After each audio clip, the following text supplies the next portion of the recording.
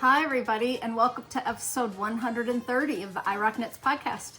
My name is Cori Eichelberger, and I go by IROCKNITTERS everywhere on the internet, and IROC is just Cori spelled backwards. And I am fresh off a trip to Sioux Falls to see my parents. I just pulled back into town, unloaded the car, and sat down. So you're getting me like you're getting me. I threw on a couple of accessories to brighten myself up a little bit. My finished object is still damp. The table is covered with purchases because I took a trip to Maine. And I have so much to talk to you about today. Plus, at the end of the podcast, I'm going to have some little videos from our vacation, which will make the podcast kind of long. But you don't have to watch the end. You know, I'll put them at the very end. So if you want to see some of that, you can. Please go over to iRockKnits.com and join my newsletter, won't you? I've got a ton of new patterns coming out this fall. 4 hats, a hood, a pair of fingerless mitts in 2 lengths, and 2 sweaters. So you want to get all the coupon codes possible, right? Go over to iRockKnits.com. There's a box about in the center of the screen that asks you to put in your first name and your email. And then you will get an email saying, did you mean to subscribe? And the only time I ever send you a newsletter is when I put out a coupon code and tell you about a new release of a pattern. So I will be doing quite a bit of that in the next couple of weeks here as I prepare to get to the end of September and my October 2nd shoulder replacement surgery. It's coming so quickly.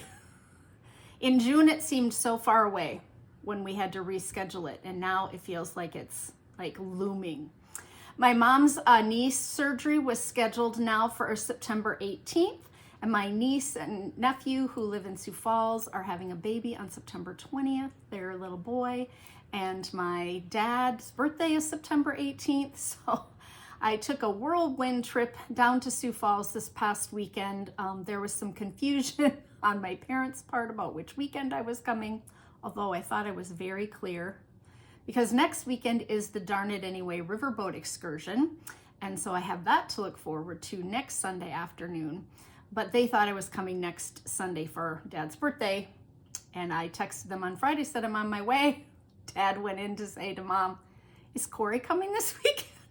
I was like, Mom, I've talked to you multiple times. But you know when you have something in your head is on a certain day, she just thought it was next weekend, and I thought it was this weekend. So every time we talked, we were talking about different weekends apparently. Anyway, welcome. I'm so glad you're all here. Episode 130. I am into my 6th year of podcasting, which is just incredible to me. I have a couple of Cori stories and a dingbat Cori story this week. So you're kind of in for a whirlwind here. I am wearing a Gudrun Sjoden little cotton top. It is screaming orange and kind of bright red or bright orange and light orange. I'm just all the orange today. My little nieces who are 8 and 3 said, do you like orange? And I said, oh, I really like orange. And I had on my orange watch and they looked at my orange fingernails. And then I said, I pulled out my purse and I said, look, and I got a purse organizer from my friend Bonnie, and I pulled it out and it's orange. And then I pulled out my wallet and it was orange, and they were like, oh, you really like orange. And then the 8-year-old said, my favorite color is green. And then the 3-year-old said, my favorite color is orange. It was really cute, you know, out of the mouths of babes. So I did take a little trip to Amazing Threads and Be Woolen with the Library Knitters group last week ago, Tuesday. They are going to do the Mama Krista Knit Along. So we've got the Mama Krista Knit Along going on. It's starting on Tuesday, the 12th, and it's going to run until we're done. I'm going to say probably through November, because I will be really laid up in October. So I won't be able to like really monitor the Ravelry threads, although I know that I have a couple people who will help me. But all you have to do is knit the shell, Mama Krista's Feather and Fan shell, and post it. And I've got tons of prizes. I was gifted another entire bag of prizes while I was on my trip. And so we will be doing a knit along. That group, I think I have 6 people in that group who are going to be knitting that shell. And it's really 2 pieces, feather and fan pattern stitch. So it's the same 4-row repeat the entire way. And it is written to be seamed, but I knit mine in the round, and I knit mine in a bigger gauge of yarn. I had maybe, what did I have? Cascade cotton, but it was not the DK. I think it was worsted. So I knit a smaller size at a bigger gauge. And so I did knit it in the round. So I encouraged all of the knitters in the library group to also knit it in the round. I just think it's easier than having to seam when you're done, especially on your first sweater. If you like to seam, then knit it in 2 pieces. It really is only going to take 1 row of purling out, so it doesn't reduce all of your purling when you knit it in pieces. Like if you're doing stockinette, every other row is purl, right? In this situation, you've got a purl row on the right side as well as the pattern row. So I did rewrite the pattern. You can just Google feather and fan in the round, and it'll switch the 2 rows that need to be switched for you. Otherwise, it's not too hard to just knit when you're supposed to purl on those 2 rows. But other than that, I think we're good to go. Several of them are doing it in multiple colors, striped like mine, and then one of them's doing it in a variegated, really pretty colorway. So I think we should see tons of options. Stephen B was so excited that we picked his mom's pattern. You know, she passed away last year, and so and she had knit hundreds of these. And I went down to his shop and I picked up 6 sample sweaters for my library knitters to try on Tuesday so that they can make sure they're getting the fit that they want. And then I have to run those back down to Stephen because I'm teaching at his shop. I'm teaching my Ravelry class at his shop on the 14th, I think. And then someone was asking if I will be teaching Ravelry on Zoom again, and I will be, and that is on the 26th of September. That'll be the last time I will be teaching this month, but the Ravelry class is going to be on Zoom on the 26th. So if you've been waiting for that to come back around, you register at B Woolen. Yeah, so I got those samples picked up, and they're beautiful. They're all really fun, so I should show you those. But I put them in my car so I wouldn't forget them on Tuesday, and Ross just took my car to go pick up Chevy from where he's been for the weekend because Ross went up north fishing while I was gone to Sioux Falls. So I don't have my car, but hopefully I will remember at the end and I will show you those sample sweaters. Actually, I'll probably just take pictures and put them in here.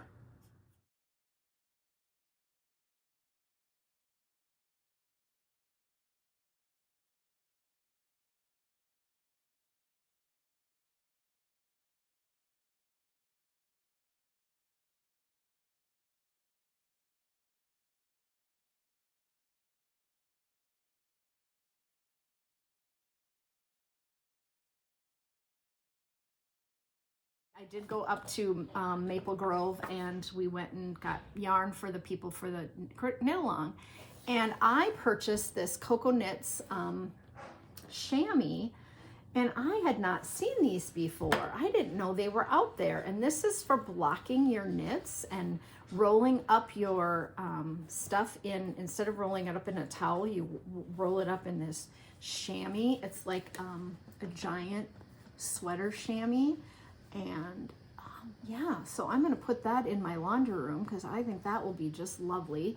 It's gigantic. It's like a giant towel. It's a super absorbent, $26.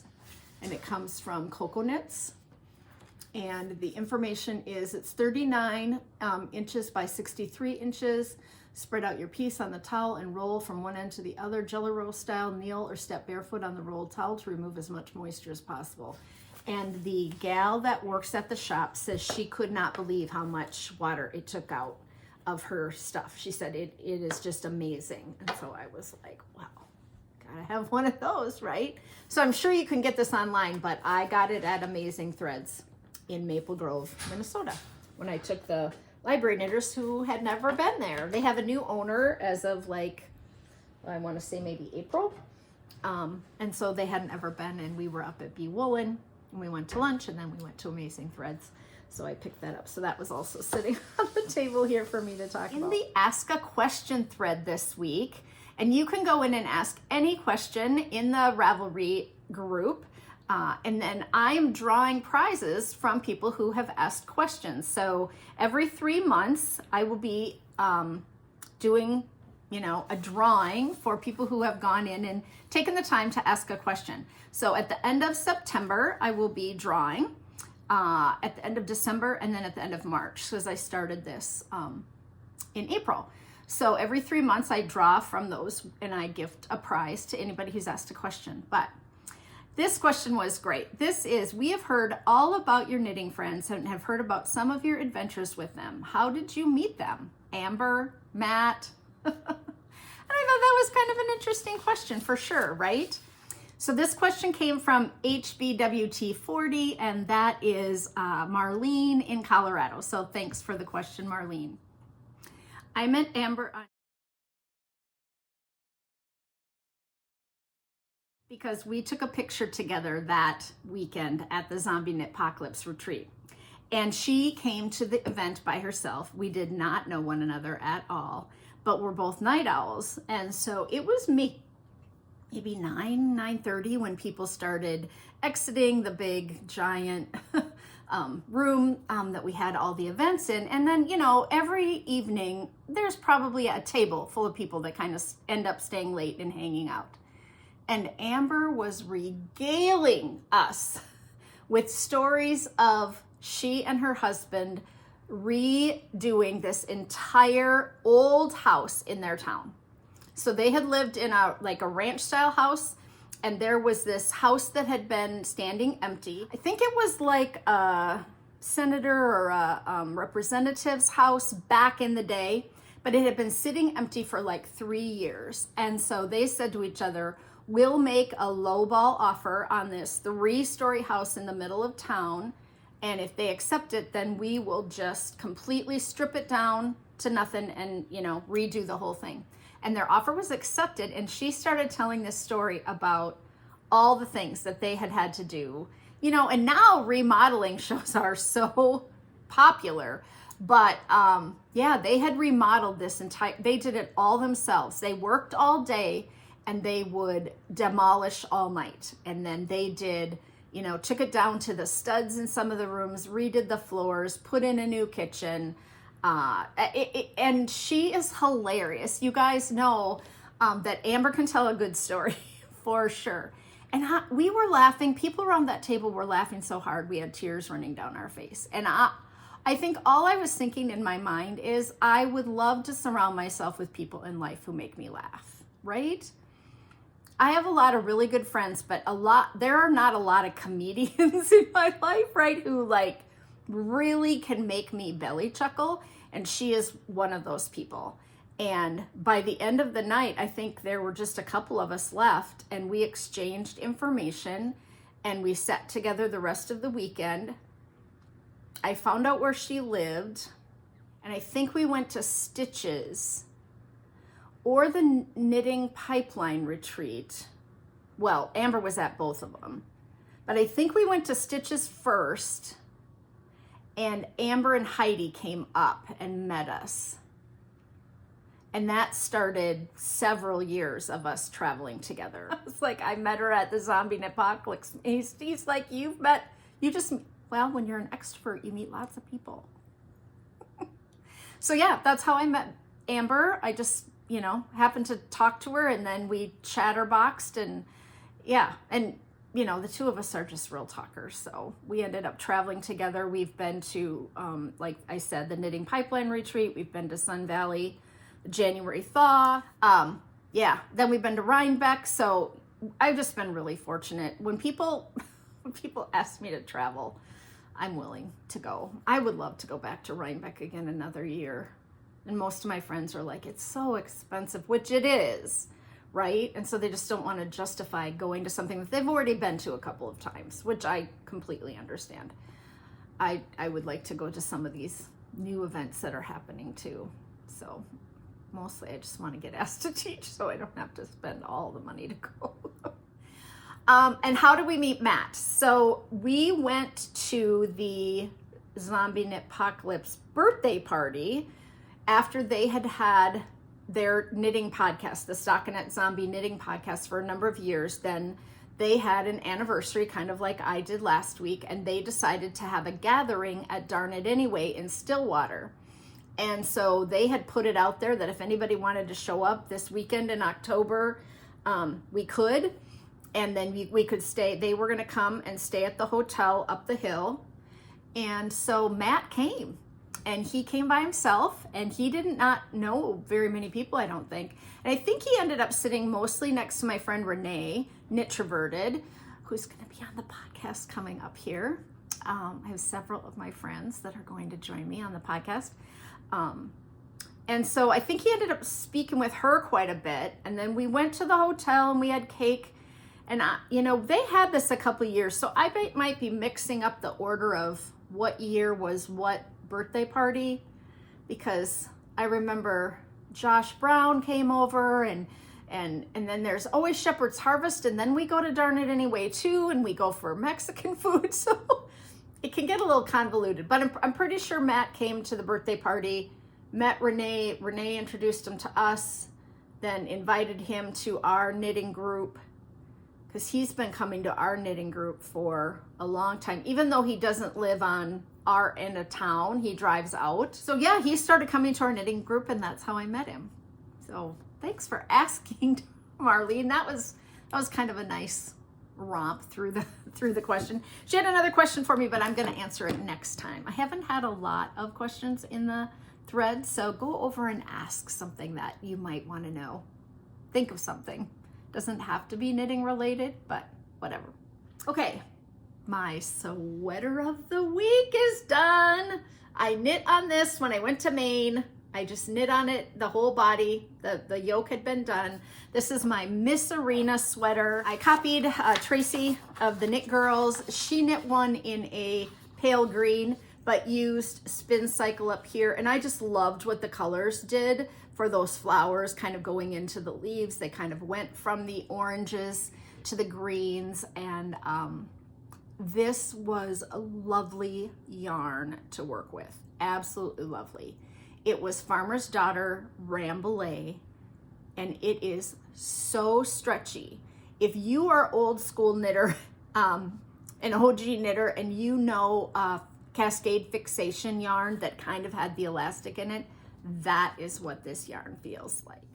Look at that. It is just springy. Like I can pull an inch to 2 inches wider, which can be a little bit difficult to, oh, I missed an end. Well, I'll get that later.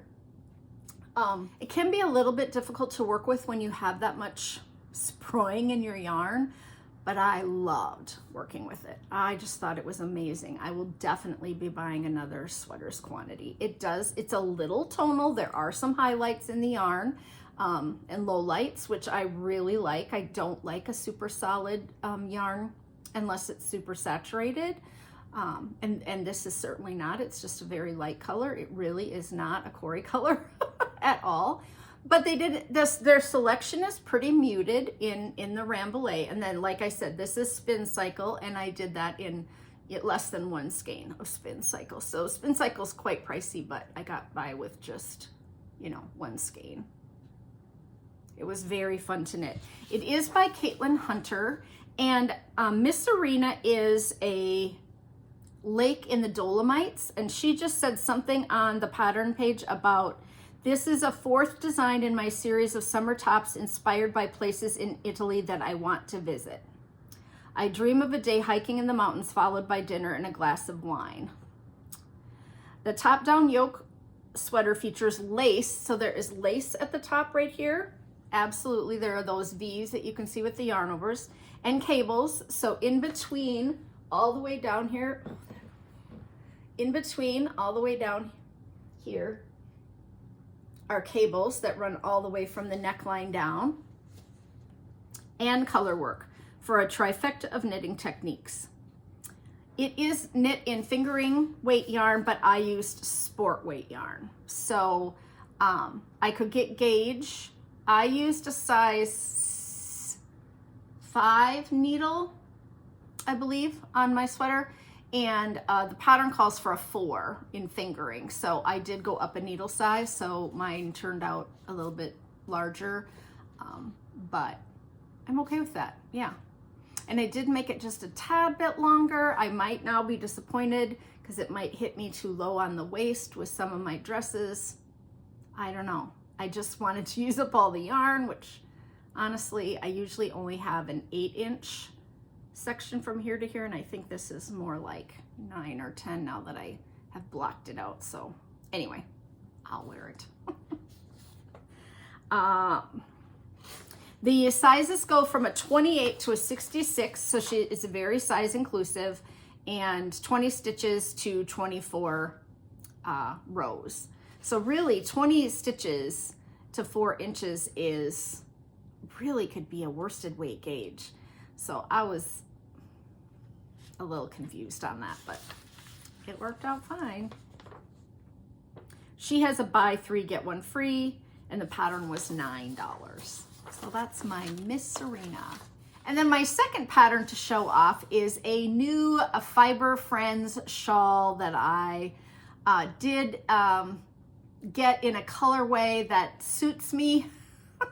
I had originally done it in a baby blue, and it just doesn't go with a whole lot of my wardrobe. And so I just decided I really needed it in pumpkin spice. So that's what I did do it in. This yarn was a gift for my friend Renee, Knittroverted, for Christmas in like 2019, and it's just lovely. It's Swift yarns, and this pattern is written in DK weight yarn. So you start off down here and you have edge stitches on both sides. You have stockinette with increases. And then you do the little cabled section, which does not take a cable needle because it's just knit 2 together. And then you keep increasing, and then you come up to this section, which is really pretty, and that is twisted stockinette. And then you come to here and you have a slip stitch section, which is the center of that. And then you go back down to twisted stockinette, and then slip stitch, and then,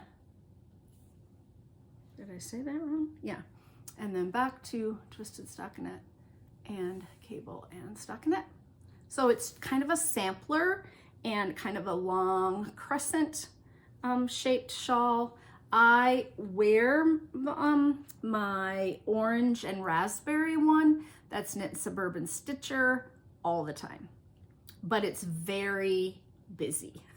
So I thought just having one that would go with more that I wear would be kind of nice. And DK weight shawls work up so quickly. So this takes 2 skeins of DK weight. So I did order, I got in touch with the lady at Swift Yarns, and I asked her if she would send me another skein of her DK, and she had to dye it up and I had to wait, but yeah, oops, now I'm showing the back side.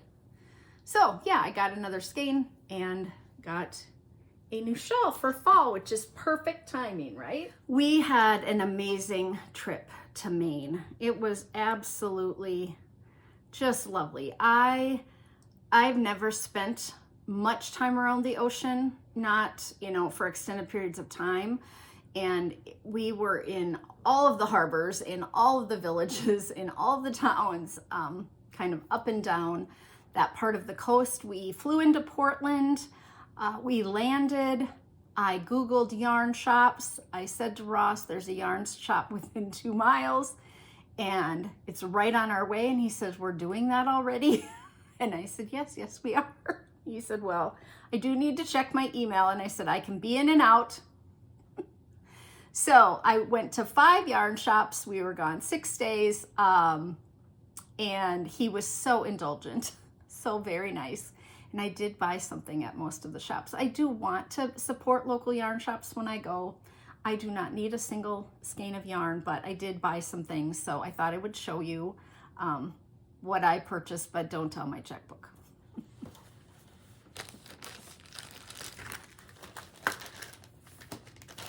So at the first shop I stopped at, was KnitWit Yarn Shop. And look at that cute bear.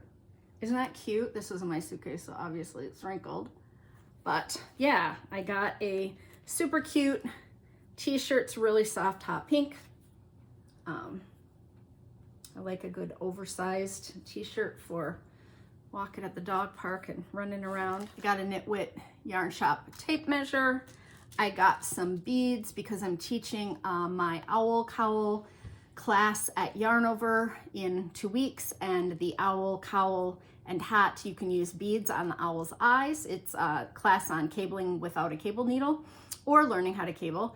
And so I wanted to have an extra tube of beads, and they had beads in that shop. And then one of the new patterns I have coming out is for kids, and it uses lots of kids buttons. And so I purchased these little worm buttons in all the colors. So I got a little worm button. I got 2 purple, 2 green, 2 orange. Aren't they cute? So you'll be seeing that here next time. I thought I was gonna show it today, but I have too much to talk about, so I'm gonna show it next time.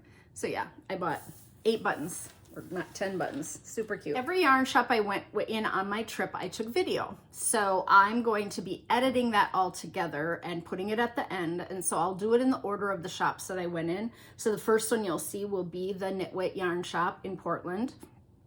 The 2 gals in there were unpacking Malabrigo and rearranging the store, and they had been doing it all day. They were very nice, but they had the neatest lampshades. So I videoed these lampshades, and they were knitting themed. So you might want to watch for that because they were really cool looking.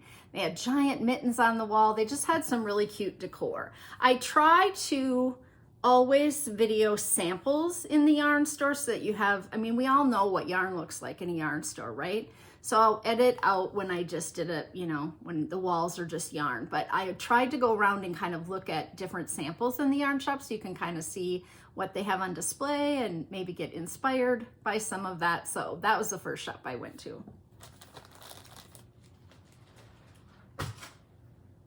Then we stayed in Camden, Maine, and we stayed at a beautiful inn.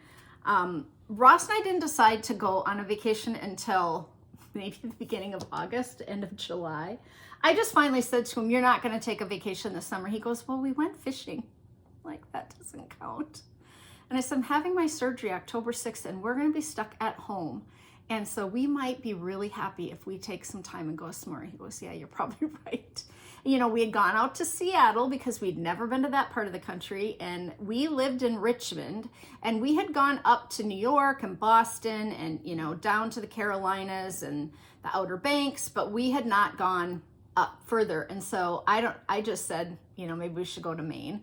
And he's like, okay. And he just started looking. We didn't know anything. A couple of you chimed in and told us things to do. So we did go to the Acadia National Forest. We did drive to the top of Cadillac Mountain. I do have pictures of all of that. But he just found an inn. We do like to stay at nicer places. And because we do spend some time in our room. Both of us took some work along. You know, we do like to just kind of hang out a little bit. So we don't want to be at a Super 8. Does that make sense? So Ross found this package deal, and he was like, they're never going to have availability, but he called and they had a room. And so we stayed at the Camden Harbor Inn. It was quite expensive, but we got all these things to do. Like, we got a 2-hour schooner ride. So I have video of that. We got e-bike rental for a day. We got a half-day kayak trip on the harbor. We got a picnic lunch one day, which was amazing. Like, we got this big picnic basket full of food, fruit and French fries and lobster rolls. I mean, it was incredible. We got a 5-course champagne dinner on Saturday night. We got breakfast every morning in the restaurant, which was this was an impeccable place, better than where we've ever probably stayed.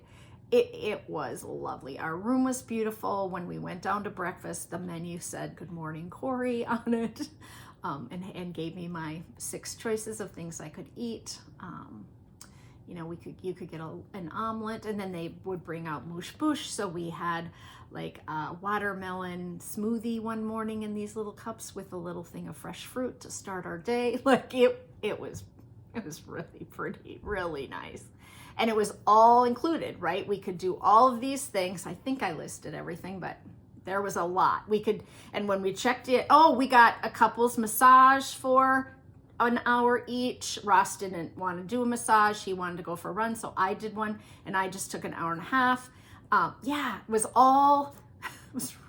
really nice. We were very pampered. The service was just above and beyond. When they cleaned our room in the morning, they left us a personal note that said, you know, if you need anything, just let us know. The fridge was complimentary, and it had soda and water and some snacks, and you didn't have to pay for it. Like, it was the way to go. It was, I would assume it's kind of like going to an all-inclusive resort in Mexico. We've never done that, you know, but you pay a lot more. But we were just treated, you know, they made reservations for us for dinner a couple of nights. They, you know, the concierge was just always there and really, really, really helpful. And I highly enjoyed Camden. The shopping was lovely. I shopped on Thursday for several hours, and there was a yarn store in Camden. So it was the Cashmere Goat. Lovely, big shop. And I spent a lot of time in there. A lot. My puppy's home. He just got picked up, so I'm gonna go say hello, and I'll be right back. Well, Chevy got kicked out of the daycare. So he can no longer go to our local daycare facility because he's not fixed yet. And I get that, right? Like, that's not true. He can go, he just can't play with the other dogs. So if we need to drop him there if we're both going to be gone for the day, he has to stay by himself, and then they'll take him out one-on-one. So we have to pay a little more. They will take him out when the other dogs are resting. And we don't really want to do that. So for the weekend, we went to another boarding facility that said they would take him when he was unneutered. And he got kicked out because he was mounting another dog, and he can't come back until he's fixed. That's not his fault, right? Like, he wasn't being bad. He didn't bite anybody or anything, but like, I mean, I get it, right? Except, I guess if the other dogs aren't fixed either, then you've got a problem, but I don't know. They seemed to say it was not a problem, and now it was. So poor guy. So Ross is going to bathe him because he kind of stinks. So it's always something, isn't it? And we just don't want to get him fixed until he's full grown. And she thinks that that'll be at about 9 months, and he's 7 months, 2 weeks, you know, so a couple months. And he's going away for training on the 25th when I'm going to have my surgery. So he will be at Wings and Whistles for 3 weeks. And that's about, I don't know, 5 miles out of town here. And it's a place where they train hunting dogs, and it's where we sent Cody. Cody was there for about 2.5 weeks. They trained them on an e-collar, and they also train home dogs. So then you go out in between and get trained in the training procedures and then they train the dog twice a day, every day, and he will learn.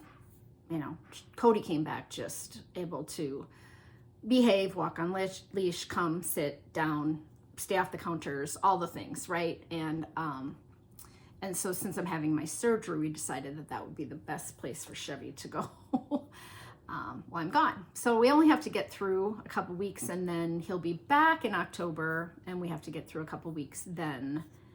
So it will just be a matter of not leaving him home all day because, you know, he's just young and he needs exercise and just can't stay. I mean, he could stay in a crate all day, but we're not going to do that. Poor guy. I said, "Were you being a stud? Were you being a stud, buddy?" He's like, "I don't know what happened, Mom." So anyway, back to the Cashmere Goat, where I had a lovely experience with the ladies there. And there was a young girl in there with her dad, and she bought the same skein of yarn that I bought. This is Cloud Tweed, and look at the little speckles in that rainbow. Now this comes in hot pink. I noticed Stephen B had it in his newsletter this week, so he has it on his website as well.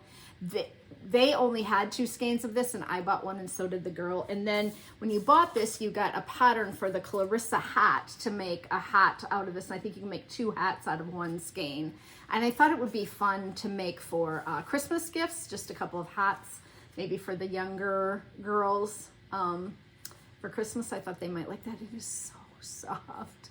It's that kind of blown yarn. What is the fiber content is merino extra fine, nylon, and alpaca. So yeah, it's just lovely. So I got a skein of that with that free pattern. I'm just gonna set everything on the floor when I'm done talking about it, I think.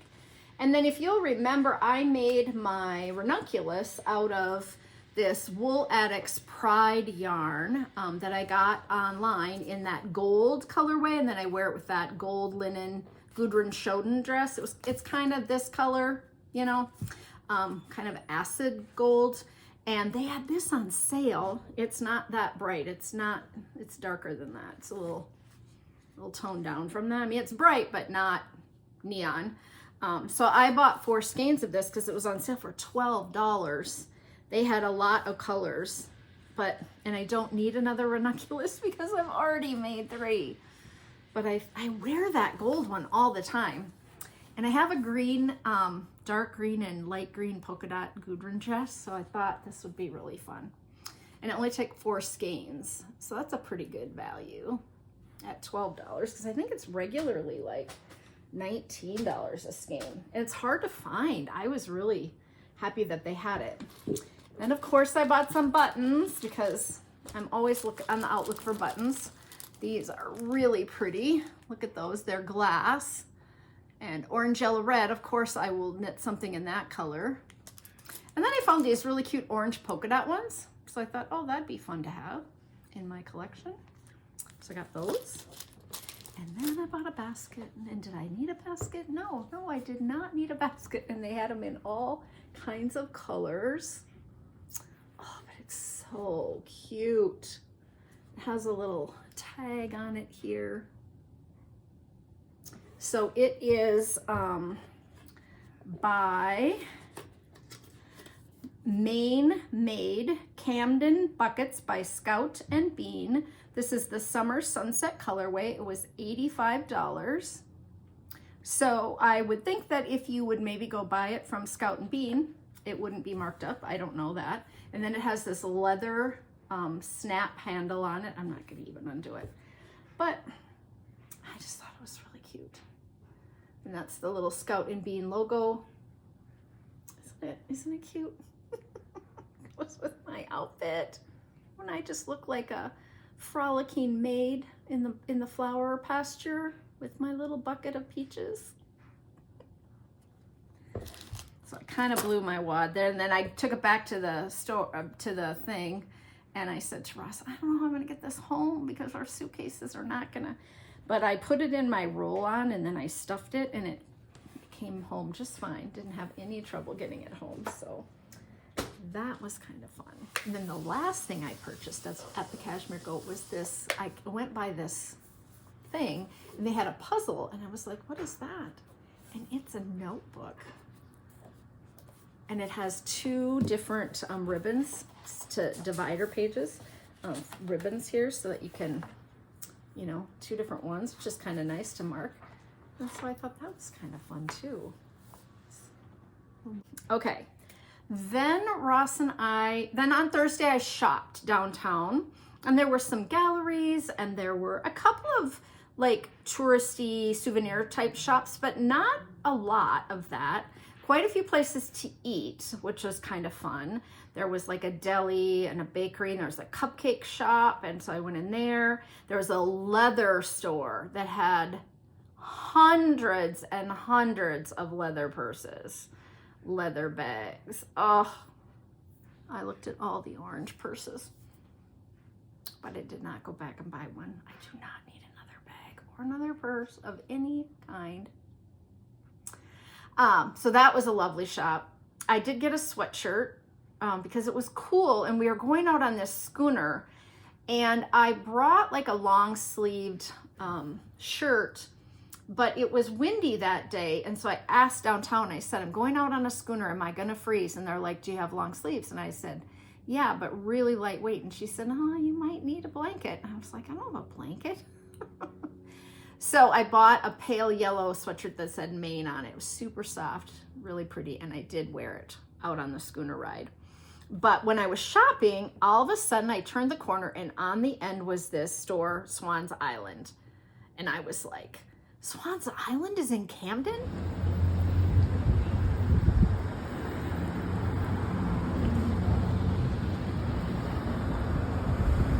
Oh my gosh, how did I not know that? So I bought a kit in what did she looked it up in the computer. What did she say? Oh, I'll have to ask Ross. 2014? Oh, it might even have been longer ago than that. Anyways, a long time ago, I bought a kit of mini skeins, and then I got a pattern for a hat and mittens. I'll put the picture of what I made in here, and it came in this beautiful linen box. And you opened up the linen box, and in the top was a picture of a ship. And I had no idea where Swans Island was or what it was all about. And someone, I think, probably on a podcast, talked about this kit, and I went and bought it. But the mill, the yarn mill, was on Swans Island, the island off the coast of Maine, for 10 years before they moved it to 8 miles outside of Camden. So I go in the shop, and it's full of blankets and bedding and pillow covers and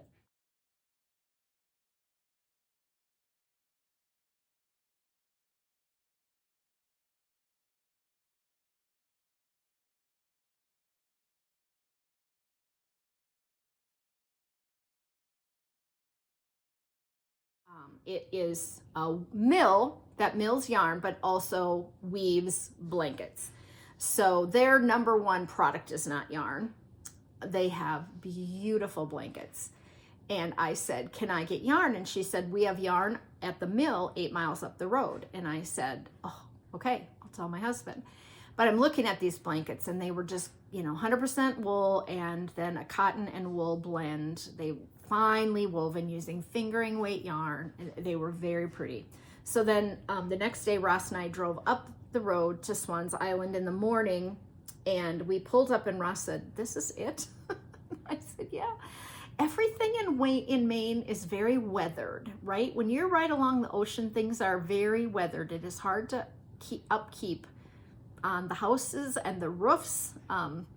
They do a lot of metal roofs now. Lots of houses being painted and kind of under construction. So it looked a little dilapidated outside. The front yard was very overgrown, and we go into the store at the front of the mill. The mill is in the back, and the looms are all in the back, and this young girl's working there. This is maybe Friday morning or Saturday morning. Anyway, and she went to school for weaving in Texas, and then she ended up moving to Maine and has been weaving there. And she started telling us about the weaving and how it can take 5 hours to warp the loom. 5.5 hours they spend doing fingering weight yarn, thousands of strips, it seemed like. She took us in the back. They were not weaving that day, and we were not allowed to take video or pictures back there, but they had blankets on the looms, and they're all manned by a person, so they're literally hand woven. They're electric machines. They're not sliding the shuttle by hand, but Ross was fascinated. He had never, and I have seen video of that before, but they had the big cones with the yarns coming off, and then they had all these blankets. And so I said to Ross, we should probably buy a blanket.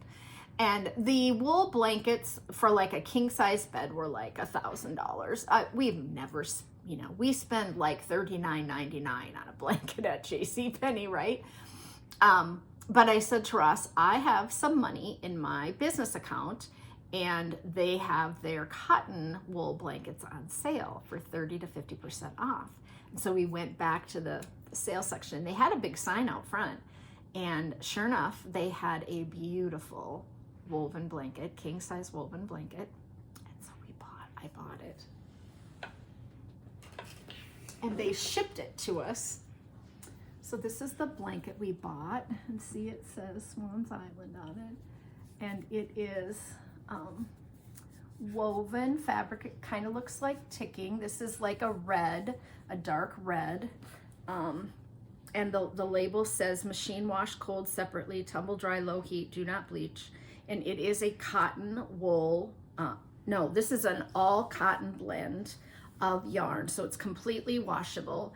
And we have a cheap, very colorful, cheap cotton and polyester throw on our bed in the summer because we have a big quilt in the winter, like a down, white down quilt on our bed.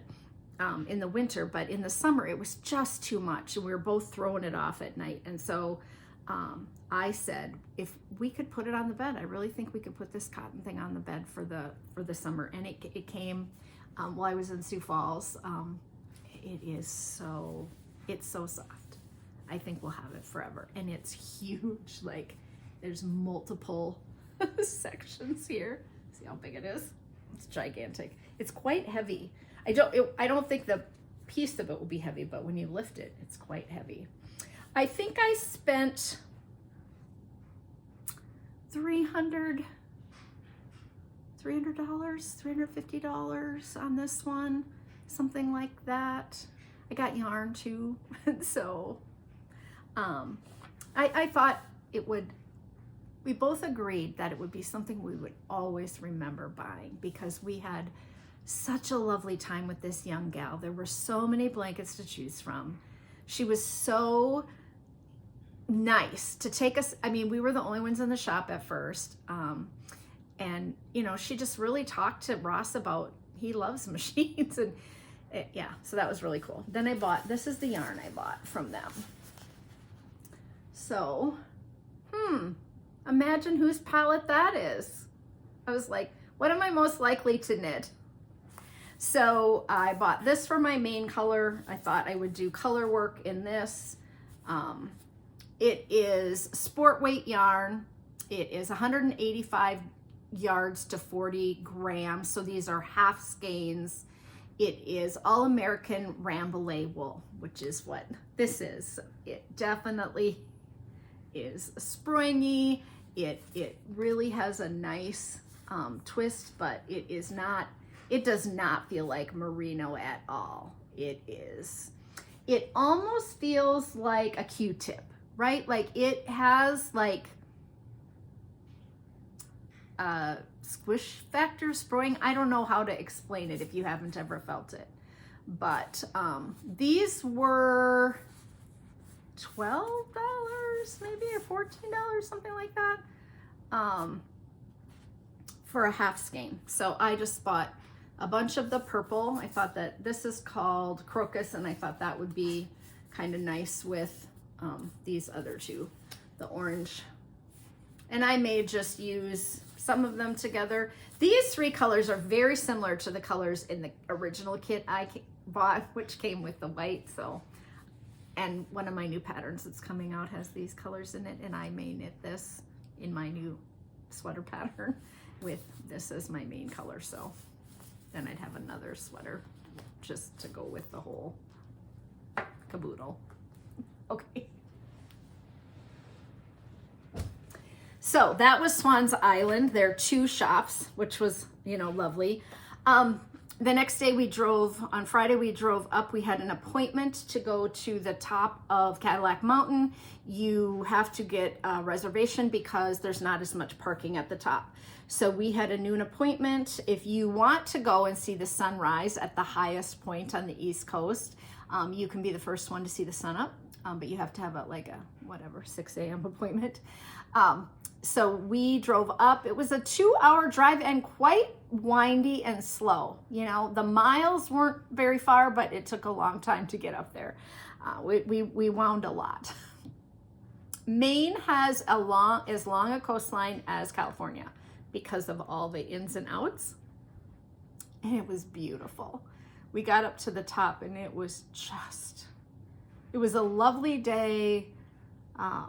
There were lots of people. There are 2 small parking lots, but it didn't feel overcrowded. You could see 360 degrees ocean and harbors, and yeah, it was just lovely. And then on the way back home, so then we drove through Acadia and we went through up to kind of Bar Harbor area. And then on our way back home, I Googled yarn stores and we went down through Belfast, and there was a yarn store called Heavenly Yarns, and it was a mile off the highway. And so Ross said, okay, he said, I'm getting kind of tired. I'll take a 10-minute snooze in the car. So I said, okay. Lovely shop. It reminded me a lot of Darn It Anyway. Old brick building with brick wall interior, old wood floors. Really nice young gal in there. And I said, do you have anything you can sell me with your name on it? And she said, no, I don't. I've asked my owner a number of times if, we could have something. And there was this older woman sitting in a chair all by herself at the end of a row. So it wasn't like a knitting group or anything. And she said, don't we have any of those file emery board type of things? And she's like, no, we haven't had those in a long time. And I said, oh, I just have a podcast, so I like to buy something that has, and she's like, oh, I just wish we had something with our name on it. And I said, oh, here, I'll give you my card. And she said, yeah, give me your card, because then I'll tell our owner that you stopped in and you wanted something with our name on it. So this woman sitting at the end crocheting said, what's your podcast? And I said, I'm I Rock Knits. And she said, I watch you. You changed your hair. I said, you don't watch me, And she said, yes, you're the one who knit the sweater with all the words on. I was like, yep, that's me. She said, oh, I didn't recognize you. I said, oh yeah, I'm trying to go gray, and I did change my hair. So that was kind of funny. So then she said, can I have a card too? And then when she looked at my card, that's when she realized that she had seen my podcast before. So that was kind of funny. Everywhere I went in Maine, people talked about the sweaters that I wore. I knit when we were out to dinner, and we waited a couple of evenings at a bar, and I knit at the bar, and there was a woman on one side and a woman on the other side, and I had on my Mama Krista's Feather and Fan one night, and they asked, and then the lady, I said, well, I'm actually a knitwear designer, and so she looked me up on Ravelry, and I didn't know this was happening.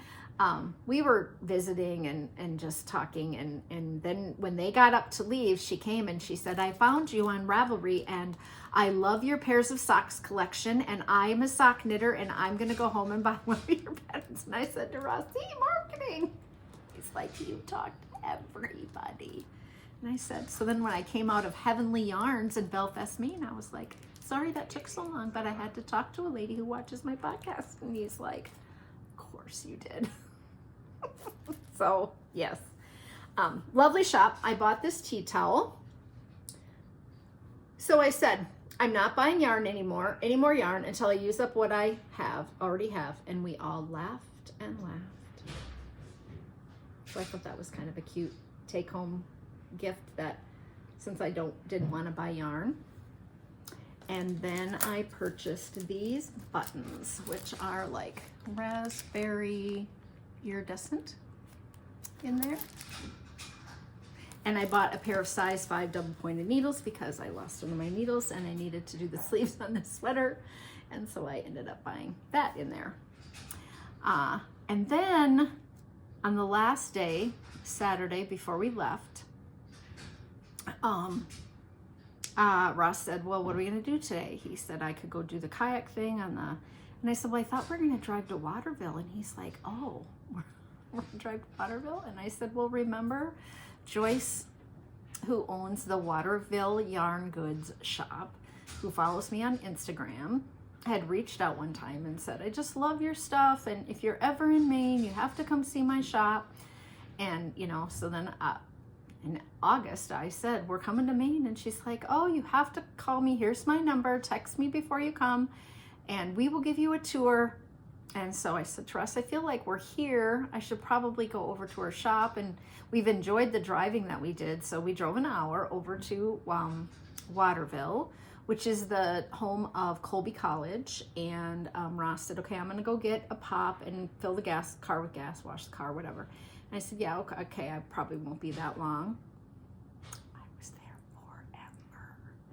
So I have a whole section of the Waterville Yardgoods because she has sewing machines and fabric and quilting, long arm quilters, a whole store full.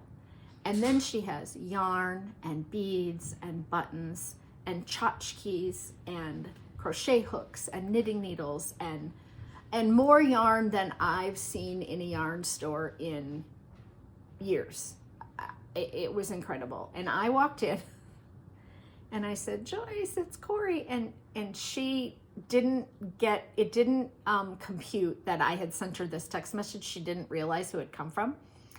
And I said, I think you follow my podcast, and she's like, Instagram. And then she started, oh my God. She's yelling in the store, and I'm a little embarrassed. And people are looking, and then I come into the fabric section, and she's like, I can't believe you here. You guys are not going to believe who this is. It's Iron Knits. And she kept calling me Iron. And I was like, no, it's IROC.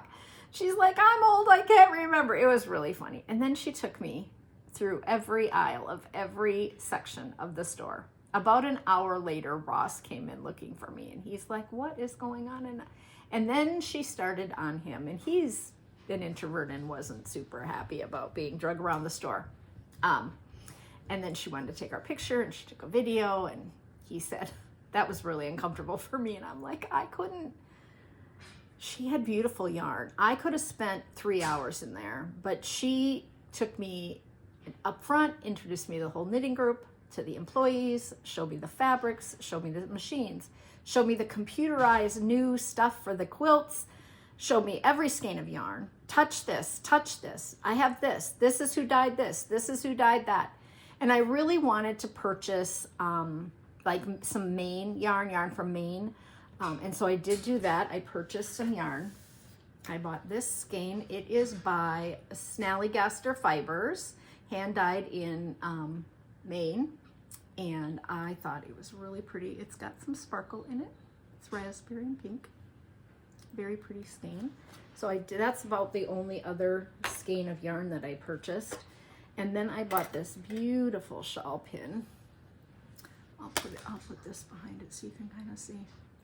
And this is made, and she had tons of interesting shawl pins, all made by someone in the town. So that was really pretty. And then she has all this stuff from this company in England, Emma Ball. So these are tins, and here's a bunch of people knitting. And then here's some sheep in a little tin with sweaters. And then here's some gnomes in a little bag, and they're knitting. They're little crocheted flowers. It's a little bag. And here's a tin that says Cash for the Stash.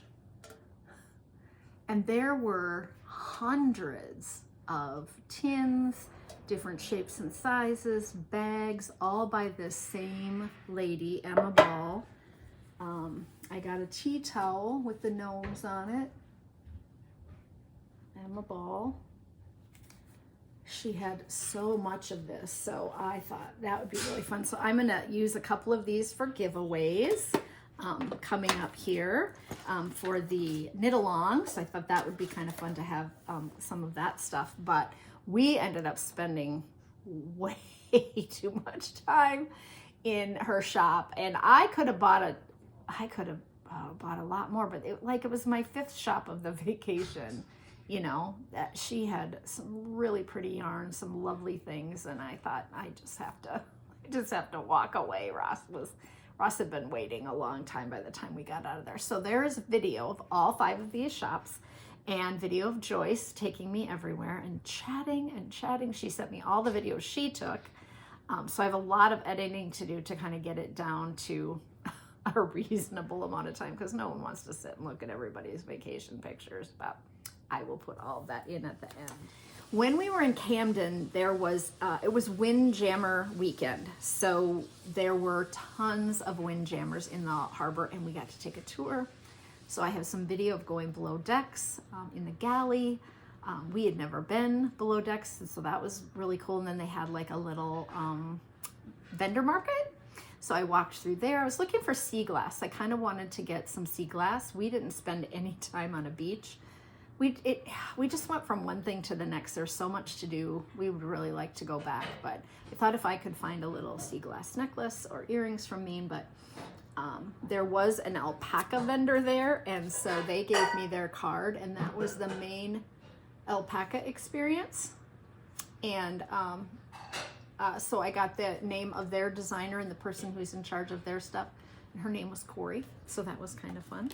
And yeah, so Joyce was absolutely lovely and gave me an entire bag of stuff to give away. So she gave me a ton of tape measures, little rulers, a bunch of cards. She gave Ross a couple of stories of for men shopping with women in yarn stores that I read to him in the car. So that was kind of funny. And then she gave me a couple of these sheets. How much do I need to make something? So they are Afghan hat, scarf, sweater, vest, and then size 28 to 48 to 54 for crochet yardage, and it tells you how much yarn you need to buy for those things. And it is, I think, proprietary to them, so I wouldn't want to copy it. And then there's a needle inventory on the back, so I'll be putting those in some of the packages. She was just very, very generous. The other thing I've been knitting on are the little blue jeans for my nephew who is coming here in September. They are called Blue, and they came in the Mason-Dixon Between the Lines, Beyond the Lines book. But it's a free pattern from Knitty, and you knit 2 little flat pieces, and then you do some decreases for the crotch, and then you sew them together. Quite easy, a lot of stockinette stitch. I got those, I was knitting on those when I was in Sioux Falls yesterday, because my mom really couldn't go. We didn't want to go too much, you know. We went and visited my aunt who has been sick.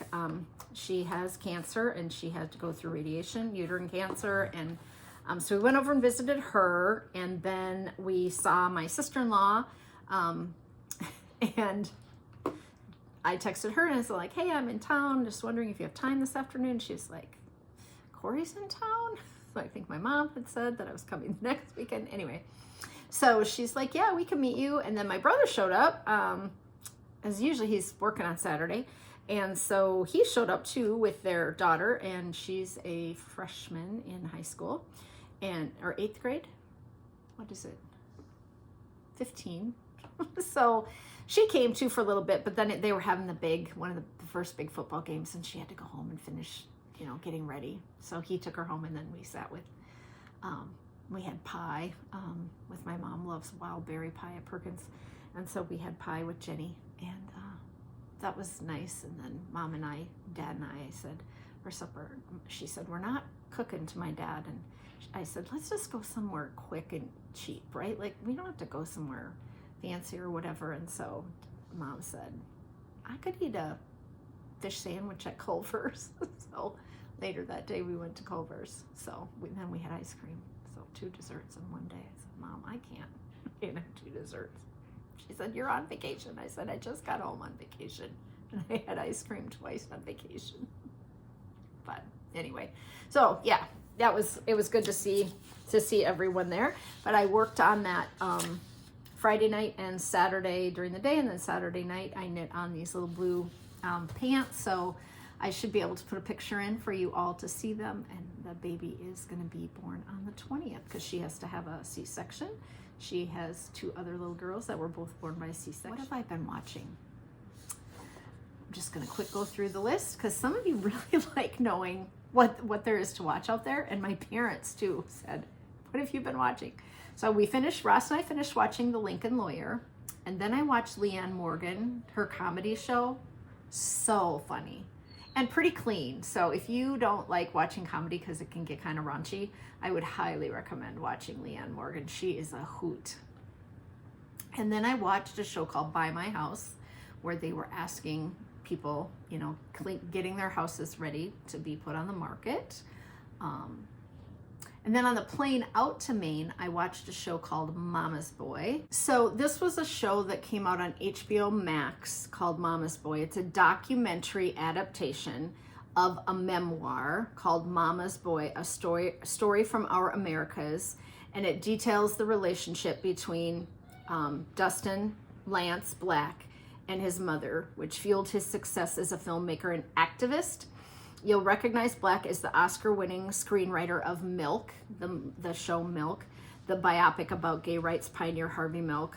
And then he subsequently used his notoriety to help overturn Proposition H, which banned gay marriage in California. His film and TV work frequently ties to his personal life. Growing up in the Mormon church surely informed his work as a writer for Big Love and the creative Under the Banner of Heaven. And so this is a documentary about his life. It was quite good. I like a good documentary. And then on the way home on the plane, I watched American Underdog, which is the story of the football quarterback Kurt Warner and his rags to riches story, which is fascinating. You do not have to like football to follow the story of this young guy who tries to make it in the NFL and tries for like 9 years to get into the NFL. He meets this young woman. She has 2 children. One of them, which is blind. They fall in love and they struggle. He works as a clerk in a grocery store, stocking the shelves. They have no money. Their car stalls in the middle of a blizzard. And he is just continually trying to make his way. And he finally gets into the NFL. The quarterback gets hurt, he gets put in, and it is a complete joyful rags to riches story. It is so good. If you do not know the story and are looking just for something that was very good to watch, American Underdog. Then I started watching Alone Australia because they have their first season out and it's coming out every Friday night maybe. So I watched like the first 4 episodes and now I'm waiting. And I watched the show called Finding Michael, and that is the story of the young man who goes to hike Mount Everest and dies on the mountain, and almost 20 years later the family gets a picture of a body on the mountain that might be Michael. And so his brother thinks that he should go and try to recover his brother's body because the family has been without kind of closure. And so it is the preparation and getting together a team that can go in now with the kind of technology that we have now with a drone and try to see if they can tell whether or not this is Michael on the mountain and then recover him. So that was good. And then I started The Chase, the game show, the other night when I was at my parents'. I was like, what is this? And it's a game show where they answer trivia questions, 3 people, and then they have a professional trivia person who chases them by answering questions. So they start out at the top of the thing and the contestant, and so if the contestant misses, the chaser can catch up going down the kind of pyramid. If the chaser catches them, then they don't make their money. Yeah, it was pretty good if you like trivia. And then Saturday night with my parents, I started watching Who is Aaron Carter? That's new, just out on Netflix. And it's about a woman who got involved in a burglary scheme. And she flees and goes across the sea with her young daughter, and they set up a life over there, and then the bad guys find her. So I don't know, I think I'm 2 or 3 episodes in. It's pretty good. It's a little intense and a little violent. There's some fighting, and you know, she's scared. She's kind of running for her life. I have a few Cori stories here to tell you, even though we've had a big one in the middle there. Chevy is whining, so Ross can feed him supper. I did go into the neurologist for my jaw issue. I'm still biting my lip and I'm still wearing my mouth guard now, 5 months later. And so I had been waiting for 2 months to get in to see this neurologist. That's the next step that they thought I should take. I went in and saw him. He was very, very nice. And he said, this has to be really distressing for you. I have never seen anything like this, and it must be really uncomfortable. And I thought, thank you. Yes, it is. I've been biting my lip for 5 months and no one knows why. And so he said, I'm just going to order every test before I start throwing medication at it or have a theory. He said, I really don't know what this is, but I'm going to order every blood test that can possibly have a facial tic or paralysis or muscle thing that comes with it. And then I'm also going to have a brain MRI. We're just going to rule all of that stuff out. So we did 8 vials of blood, and and everything came back pretty good. I had 1 red exclamation point, and that was my red blood cell count, was a tiny bit over the normal. So I think they're going to count that as like normal. You know, I think it's supposed to go to 5.03 and mine was 5.23. The nurse called. My doctor was out of the office last week, so he should get back to me this week. And then the brain scan showed nothing but a small cyst in my nasal cavity. So that was interesting. But not everything was normal. Boy, those brain scans, you have to have the cage over your face. You have to lay still, and my shoulder, it was just killing me. And I had to sneeze, and I sneezed during my MRI. I was like, I'm going to, you know, but whatever. I got it done. You're in there for like 40 minutes laying still.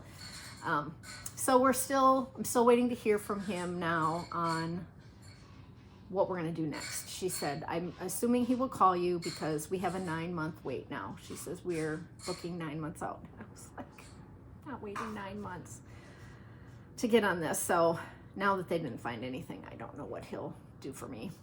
But I am doing some therapy for my mental health and doing some calming exercises and seeing if I can't ground myself and slow down my intensity and see if I can't just calm it down a little bit.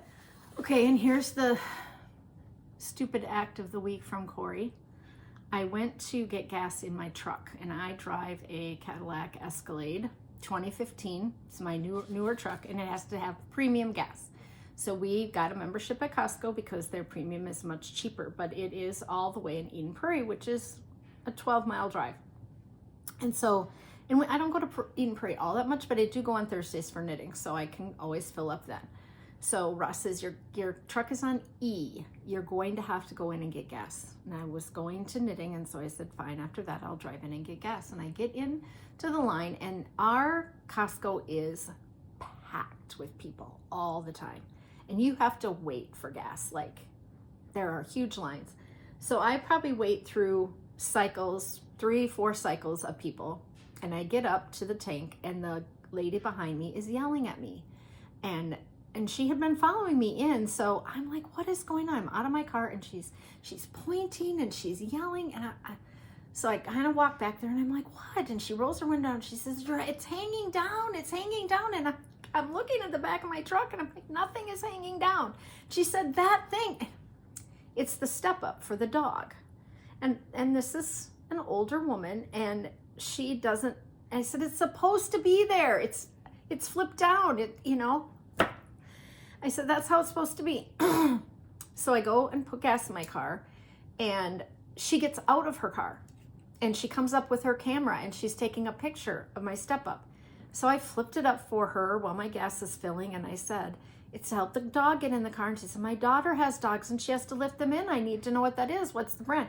The guy comes over. She's making such a fuss that the guy comes over and says, is everything okay? And I'm like, it's fine, right? So I drive away, I get home, and my husband said, I throw the slips on the kitchen counter. He picks up the slip, and he comes in, and he says, you put regular gas in the truck. I said, no, I didn't. I put premium. I sat there, and he said, well, the receipt says regular. And then I couldn't be sure, because I had put my card in, and then the lady started yelling, and then I got distracted. And so when I went back, I had to put my card in, start over, because I hadn't put my debit in after my Costco. So I hit the wrong button. And my husband real quiet. He never yells, he never gets upset, like, but he was livid. Because he's like, we can't drive it. I'm gonna have to siphon the gas. And he had a church meeting.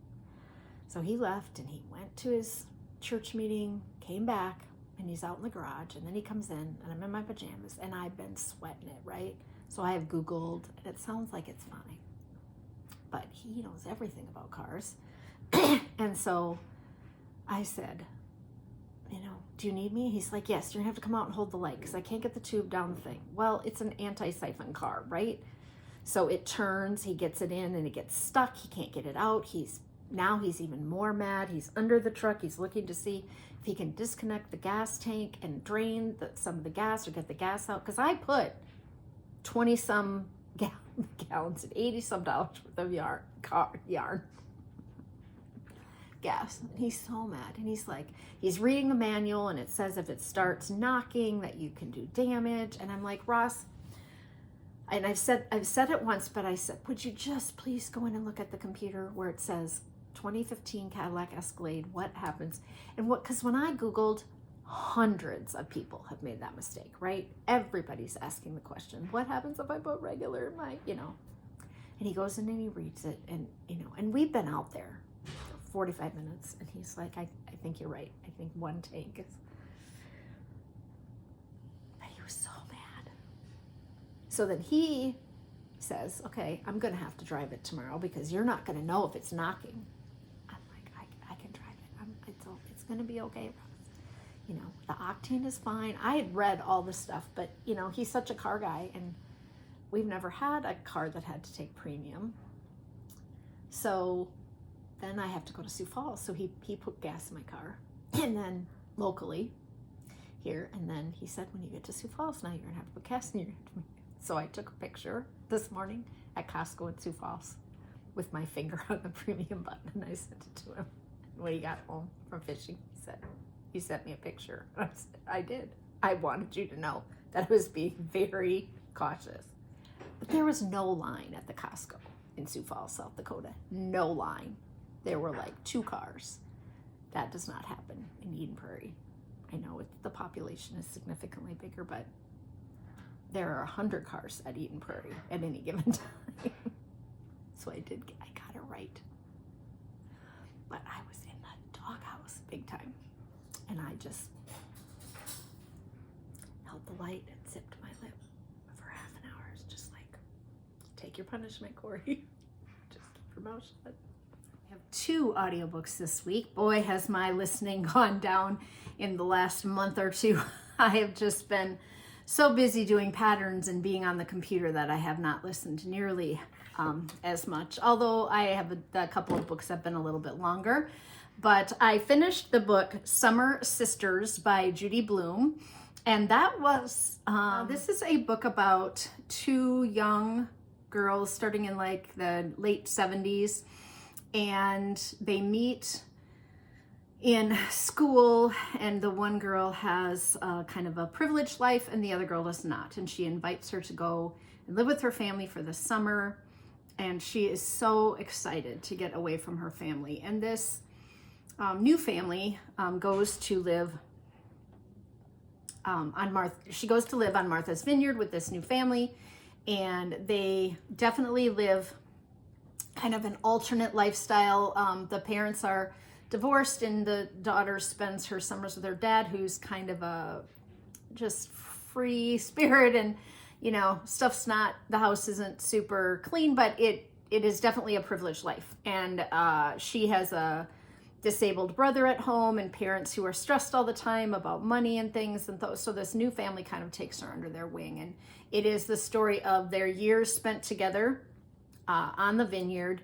And then during the school year when she goes back, life changes, and then they help her get a scholarship to school. And her mother is saying, you'll never be one of them. And it's kind of the story of how things happen between them. It was, at first I was like, I'm not sure I'm loving this. And then about halfway through, I got really hooked and I really wanted to find out what happened for the rest of kind of the story. Victoria and Caitlin. So Victoria is the young girl who does not come from much, and she then meets a boy on the vineyard and spends lots of time with him. They eventually break up, and then years later, Caitlin is interested in this same guy. And so it's kind of weird that she would do that, you know, after she had spent all these times with her best friend. So yeah, it was very interesting. Not anything like I would have expected a Judy Blume book to be. I mean, well written, but just not, you know, not a children's kind of. And I think it took Judy Blume like 20 years to write it. So I would probably give it like 3 or 4 stars. It was pretty good.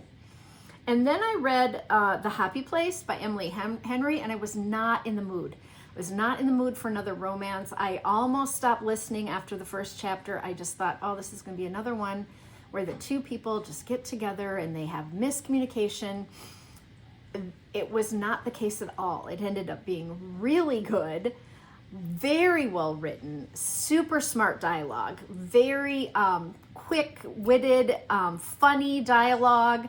The two main characters, there is a miscommunication, but this is the first kind of romance kind of novel or story of a relationship where they really say eventually that they have some things to work on, you know, for themselves. They don't just fall apart and then fall back together, right?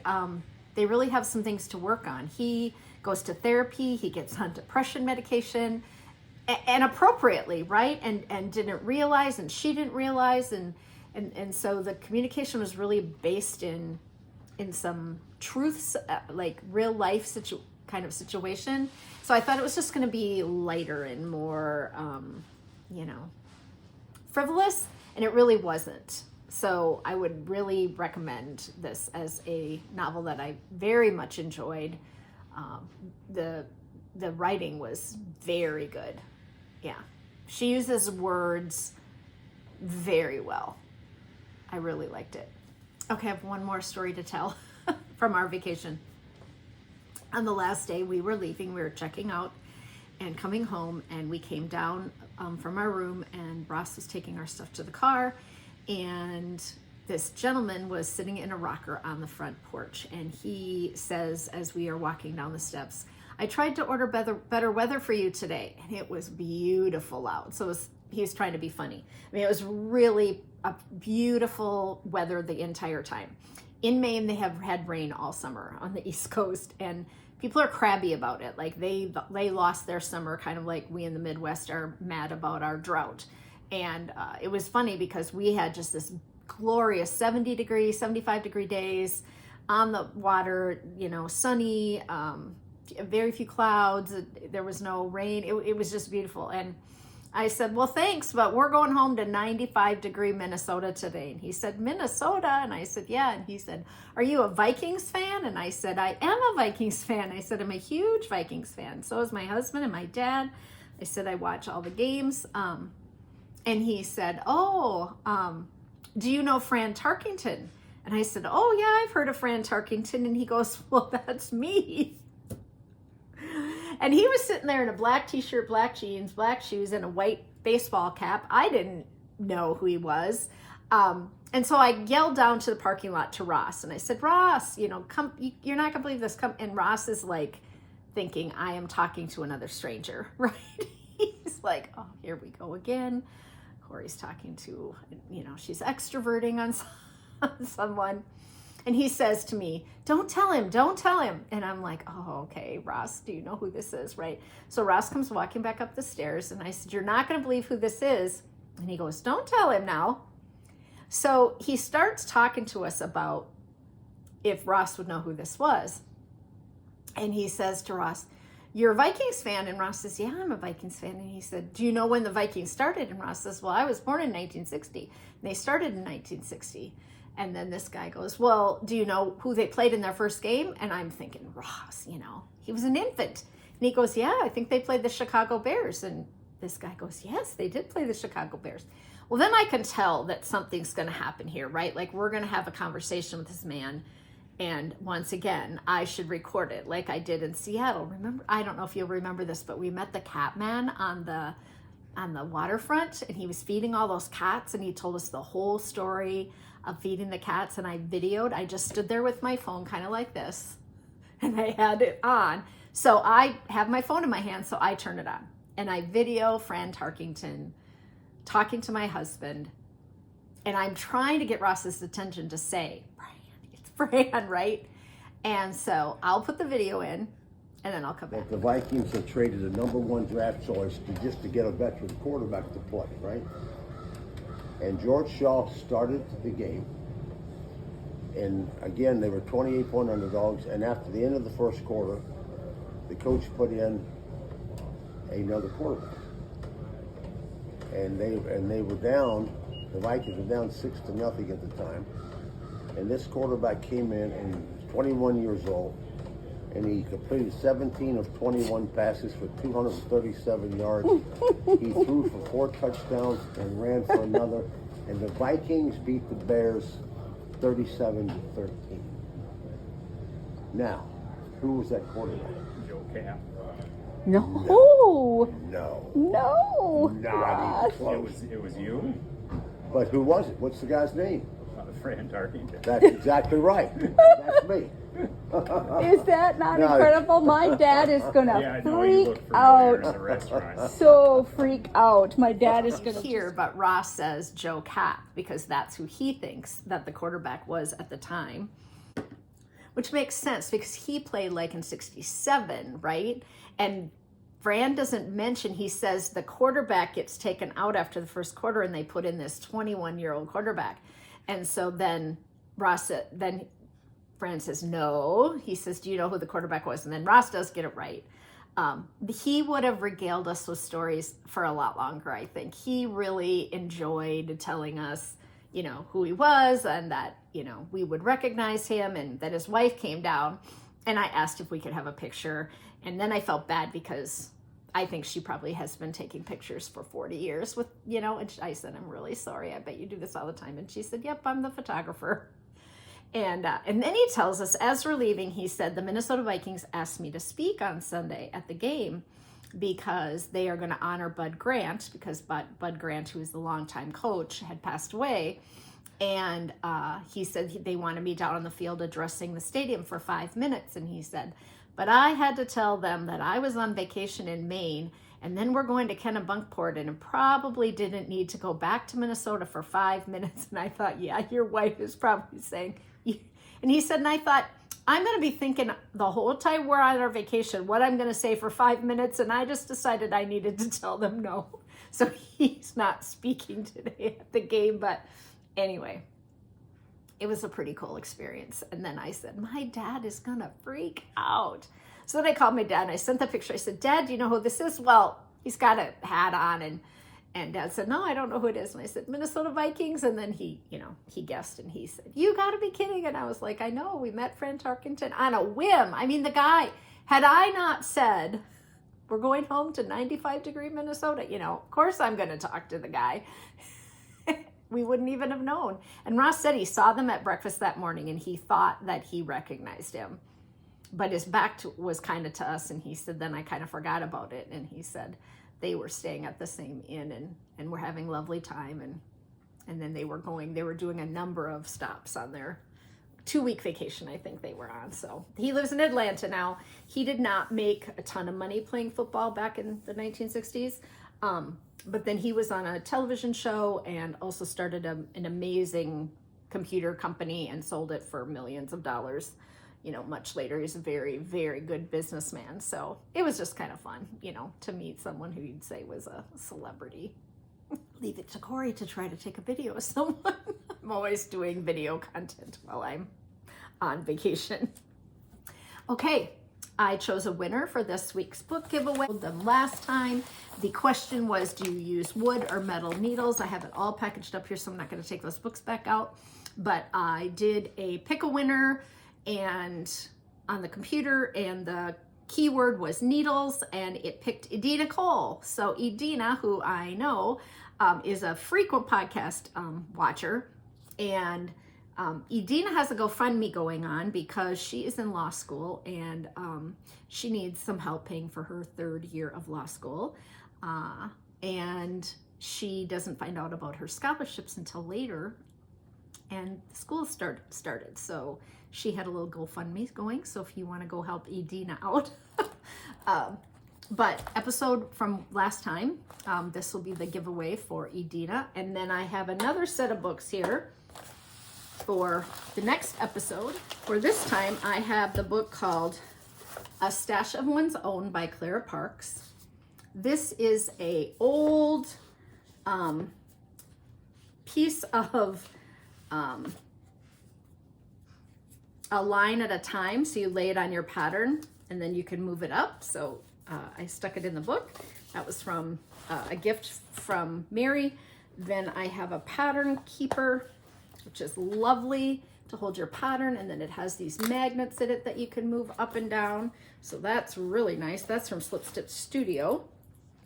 And I have a couple of these, and I do like to use them. Then I have a little pouch from Darn It Anyway, and a book holder that I just shoved in there so that it would hold a book up, and also a magnet board for reading a chart. And the last book is the Fair Isle Knitting book. It's got some lovely patterns in it, really nice. So that will be the giveaway for next time. And the question is going to be, is there a project that you have knit more than one time, and how many times?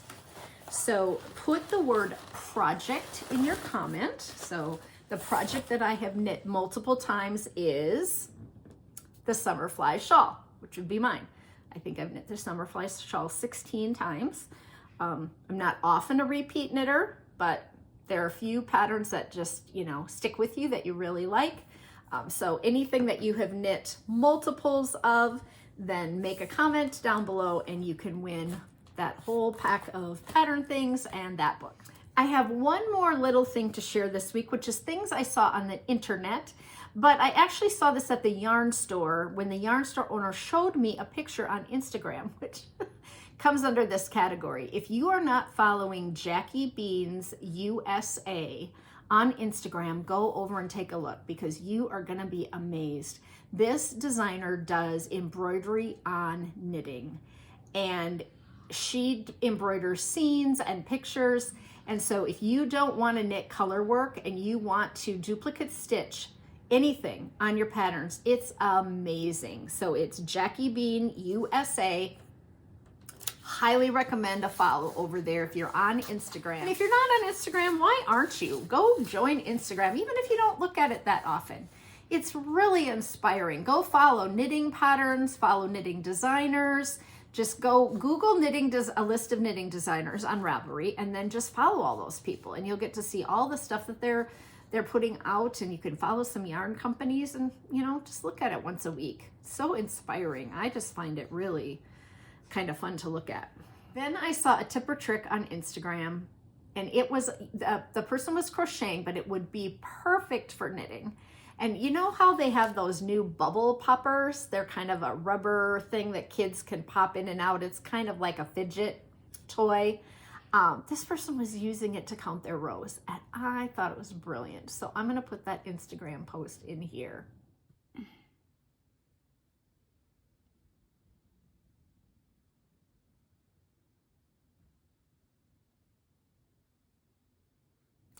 I think that's all I have for you this week. I have a few things left on the table here, but I'm going to keep until next time because this is going to be really long with all that big vacation stuff in there. But I'm going to have 4 new hat patterns and 2 sweater patterns and a fingerless knit pattern to share next time. As my last podcast before my surgery, I'm going to record 2 podcasts with friends so that I can put those up in the month of October, and I won't be podcasting live, I don't think. I don't think I'll feel up to it. I'm going to have a bolster and not be able to move my arm away from my body for about 6 weeks. I have physical therapy, but I'm not allowed to move it this way. So I'm gonna be laid up a while. Yeah, I think that's all I have. Thanks so much for watching. I really appreciate some of you hang in there till the bitter end, and a number of you chimed in that you have been watching this podcast from the very beginning. And for that, I say thank you so much. And for those of you that are new, please subscribe, won't you? I love having new subscribers. I do get a little update each week from YouTube about how many new YouTube subscribers I have. And it's kind of sad when you don't have any. So go down and subscribe if you haven't. Until next time, keep it colorful, keep your fork. I love you all. Come in for your hug. Big hug. And I'll see you in 2 weeks. Bye.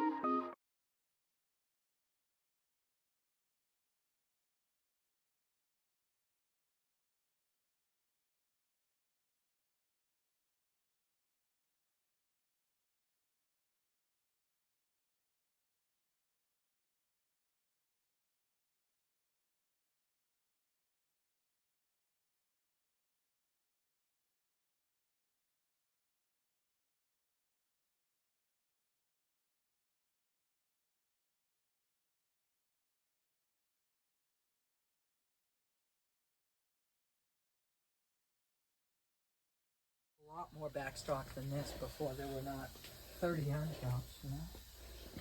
But, you know, you've got New Hampshire, Massachusetts, Oh, Connecticut, Fantasy Vermont. Natural. I haven't Yeah. seen that for a long time. Yeah.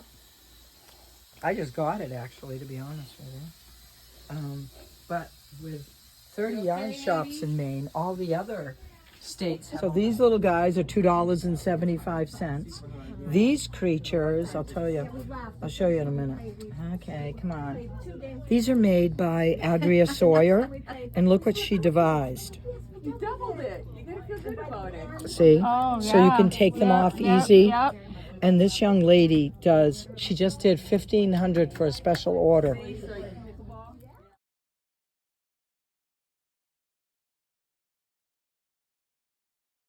Fun with Madeline Tosh, yay.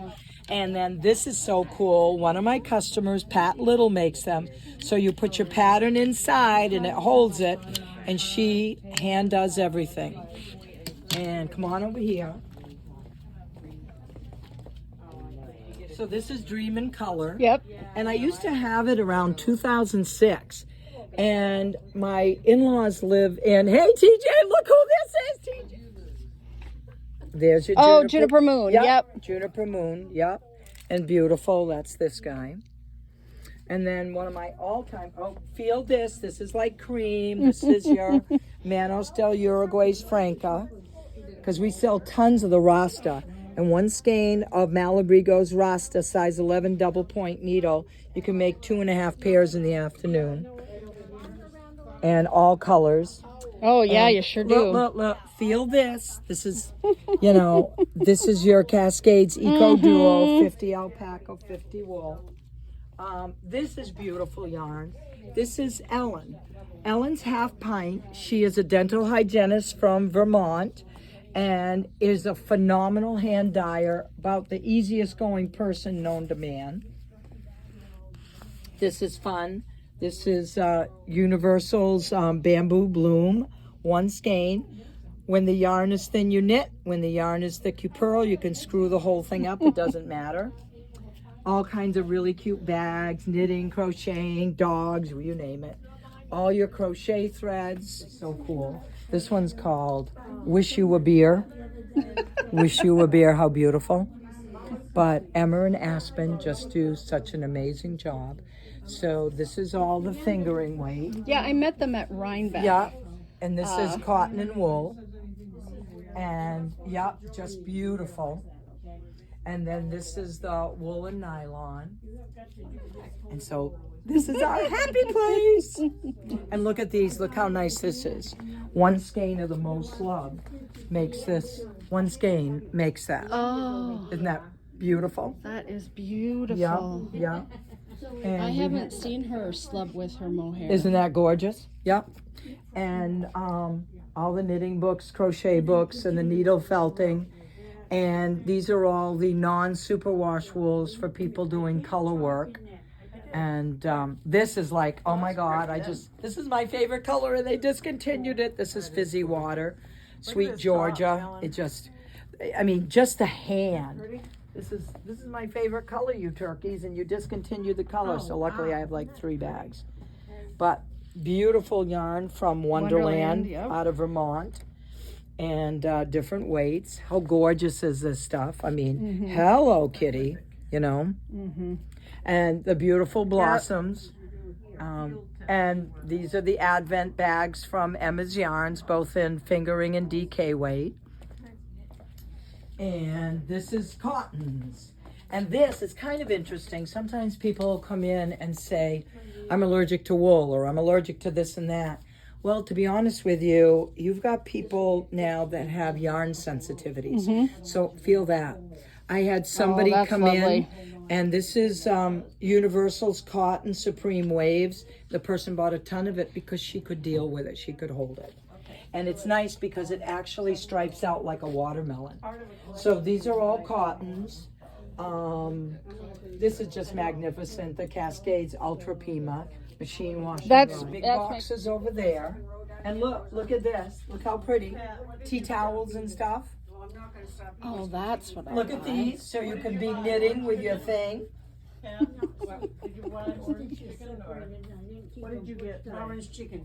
How cute. They are so wonderful to deal with. You call them up, they pick up the phone in Nottingham, England. Cost me more for the goods to be shipped than the cost of the goods. Look how cool. Look at this. To knit or not to knit, what sort of question is that? And some of these, oh, I love it. They're just so cute. And look at these, look, with the puffins and stuff. They are oilcloth vinyl. Sour to me is really too sweet. Yeah, okay. You're worsted on both sides. I'm going to send oh, all my podcast people to Woo, Maine yay! to buy all the yarns. And you know, a couple of customers, I really enjoyed what they said. That they've been to some places and they weren't allowed to touch. Well, why would you go to a yarn shop if you couldn't touch it? Here, pat this. This is beautiful. You know, one on sale, the Cascade, $10.60 makes a pair. And beautiful alpacas. Feel this. This is Scaselle's Kobasi, cotton, bamboo, and I've silk. worked with that before. Isn't That's that lovely pretty? yarn, yes. Yeah. And so for people that can't wear wools, you've got so many that have no wools. And then this stuff is amazing. This is Universal's Bamboo Pop. Oh. One skein makes a pair of socks. Two skeins makes 3 pairs of socks, cost you $7 a pair. And oh my goodness, one of my customers, she just had a new grandbaby and they didn't know what it was going to be. Oh my goodness, it's called the Jasmine Romper. One skein makes the cutest baby romper. One skein of the bamboo pop sock. Yes. And it's called the Jasmine Romper. Feel this, pat this. This is Manos del Uruguay's Oh, I know, Alegria. yeah, I have some of this. Now feel this. This is the worsted weight of it. I know. Yeah. Oh. Yep. And sock yarn up the yin yang. One of the nicest sock yarns, I think, is this is Wisco sock by Utopia. The stitch definition and the durability is amazing. Just beautiful. Utopia is not far from Minneapolis. Oh, really? Yeah, it's in Viroqua. I don't know how she says that in Wisconsin. So Cool beans. I've been to her shop, and Oh, it wow. got flooded this spring, you know, and then they had to redo all the floors. And Oh, well, that's what but happened. they have a yarn mill there too. But she's got. I own a sweaters. I have a yoked sweater to make out of that. She has. One of the courses is in January is sheep to shawl. In fact, Kate teaches that. No, well, no, I don't. But I go and help. But it's called the art of the spinning wheel. She teaches students to spin. Right at the college. Yeah. Yeah, It's a we have jam plan. a short term in January between the 2 semesters. Yep. You take just one class and you can take something just out of interest. And so she's been teaching. It used to be sheep to shawl, but she rearranged the course and now calls it the art of the spinning That's wheel. so cool. Yeah. So you're from Minneapolis? I am. Oh, look at those. So, What do you, You not just- have in this shop? oh, wait till I bring you downstairs. Because when Chippendale danced with the no, lobster you rolls. show me. So knitting and crocheting is therapy. And once in a while, I have had somebody say, oh, it's not therapy. And one of my customers is a psychiatrist. And what Louisa said, she said, Joyce, why do you think I'm here so much? So I don't see bored people here and I don't see boring people. They stay home. Yeah. Christmas till St. Patrick's Day, July 1st till today at 5 o'clock. So this is all 20 to 60% off. Price is marked. Yeah. In fact, one of the young ladies that was in today takes the pure and simple pattern from the neck down, the pullover, and she does it with the Genie yarn, and it's called Patsy's Traveling Sweaters. And she found me last year. She had already done 150 sweaters and gifted them. She was in this morning. So this is all cool. And all the beautiful yarns. My dad once taught me it's the person that spends 25 cents on a spool of thread that keeps your doors open, and nobody's better than anybody else. This is cool. This is your baby blossom. I've knit with that. Yeah. I've made a sweater. Yep. So if it has pink, it makes flowers. And if it doesn't have pink, it's going to do geometrics. These are all free patterns in the 2 bottom drawers. Click to the right, pull back. They're all alphabetized, so all the hats are together. The dishcloths, they're free, help yourself. These are all baby patterns, help yourself. We have every single one of Yankee Knitters. Melinda is just phenomenal. The biggest selling pattern in the store is Melinda's Yankee Knitter sock pattern. And her mother had a yarn shop in Connecticut, Yankee Knitter Designs, and all these people had problems. So Melinda would go in and help them with their problems. Then she decided, guess what? I'm going to write patterns so they won't have problems. And I carry every single one of her patterns. And when somebody told her not to do the sock pattern, she did, and I think she's sold like 100,000. Yeah. And we carry all the pure and simple patterns from the neck down. Yep. And I carry Barocco, and I love the earth yarns. Yes. And, see you later. For every skein of yarn that Earth Yarns sells, they plant a tree in Africa. And dealing with Shauna is just amazing. And during that earthquake, 50,000 people. This is glorious. Isn't that gorgeous? Yeah, look 50,000 people lost their lives. Oh, look at how Isn't pretty that the Killam shawl? Beautiful. Okay.